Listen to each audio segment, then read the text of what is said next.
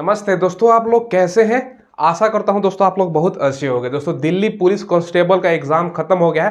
दोस्तों इस वीडियो में हम बात करेंगे ना, एक तो हमने एक सर्वे किया था। सर्वे में छात्रों से पूछा था आप बताओ कितना आपका सही सही आपने प्रश्न करके आए हैं। ठीक है, यानी हम बताने वाले कि इस बार का सेफ स्कोर क्या रहने वाला है। हालांकि हमने एक वीडियो बनाया हुआ है, लेकिन दोस्तों वो एग्जाम से पहले का वीडियो है, जब एग्जाम चल रहा था उसके दौरान था। हम एग्जाम खत्म होने के बाद सर्वे किया था, सर्वे का रिपोर्ट भी आपको दिखाएंगे और कितना नंबर है तो आपको फिजिकल स्टार्ट करना चाहिए और फाइनल मेरिट के लिए कितना जा सकता है।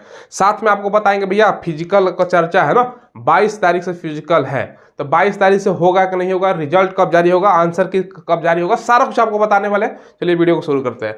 देखिए दोस्तों पिछला बार का भी हम आपको कटअप बता देंगे क्या, ताकि आपको आइडिया हो कितना नंबर आपका मेरिट के लिए बढ़ा था। ठीक है, देखिए सबसे पहले आप लोगों के लिए मैं बता रहा हूँ भैया आंसर की कब जारी होगा। देखो आज जो दोस्तों मैं वीडियो बना रहा हूँ वह 4 तारीख है।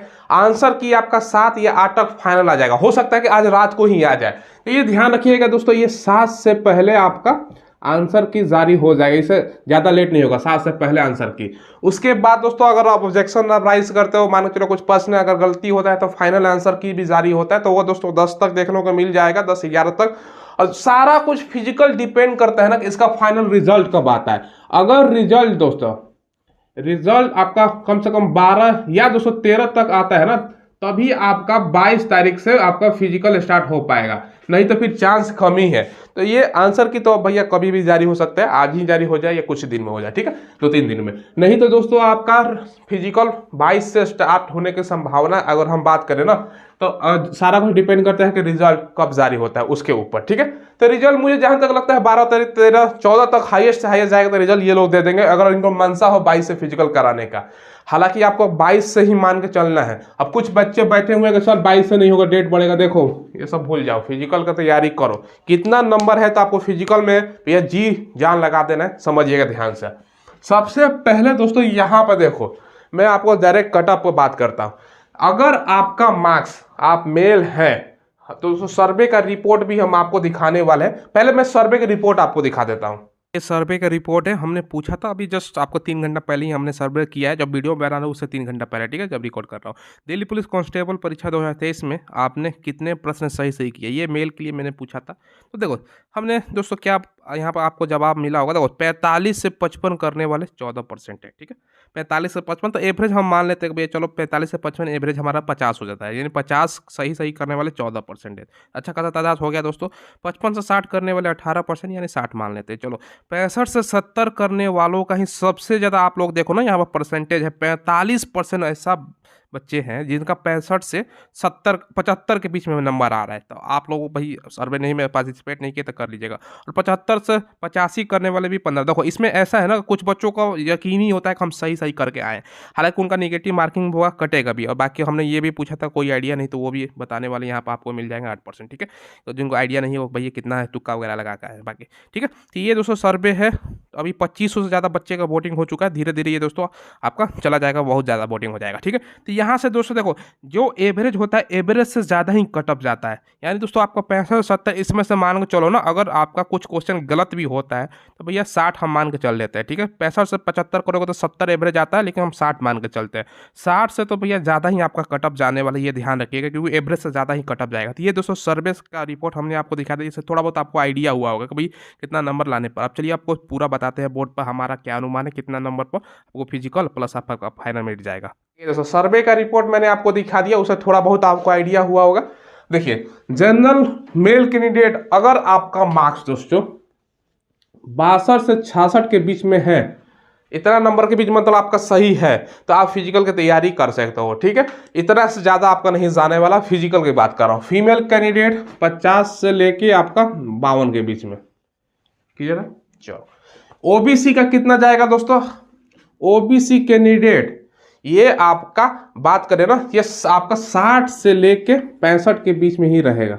ठीक है, और फीमेल कैंडिडेट की अगर हम बात करें ना, तो ये दोस्तों आपका 47 से 49 के बीच में, 47 से 49 के बीच में।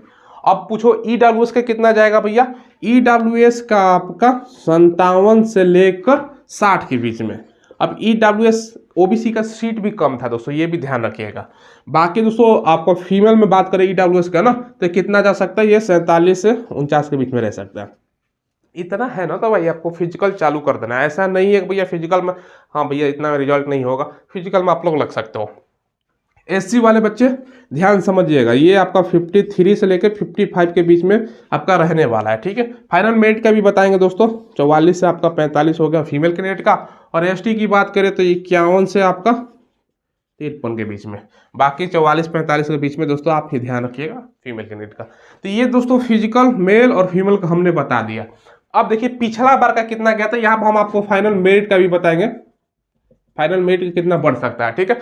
पिछला बार फिजिकल आपका अगर हम बात करें ना, ये दोस्तों केवल मेल के लिए है, ये भी ध्यान रखिएगा, ये केवल मेल के लिए मैं बता रहा हूँ, फीमेल का नहीं है। मेल का दोस्तों 61.31, इस बार 62 से 66 के बीच में जाने की संभावना है, क्योंकि दोस्तों पिछला बार से कंपटीशन बढ़ गया है ना, ये भी ध्यान रखिएगा। और दोस्तों ये ध्यान रखिएगा सीट की भी संख्या पिछला बार की तुलना में ज़्यादा है, ठीक है।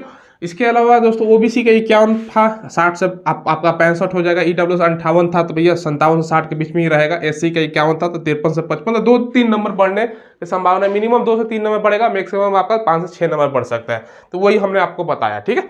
चलो अब देखो यहाँ पे दोस्तों जो आप लोग देख रहे हो ना, ये फाइनल मेरिट का कटअप है, ये दोनों है ना, यहाँ से लेकर यहाँ तक, ये पिछला बार का फाइनल आपका मेरिट का कटअप, मतलब फाइनल मेरिट का रिजल्ट है। आप लोग देखो 61 था तो भैया 11 नंबर करीब करीब बढ़ा हुआ है।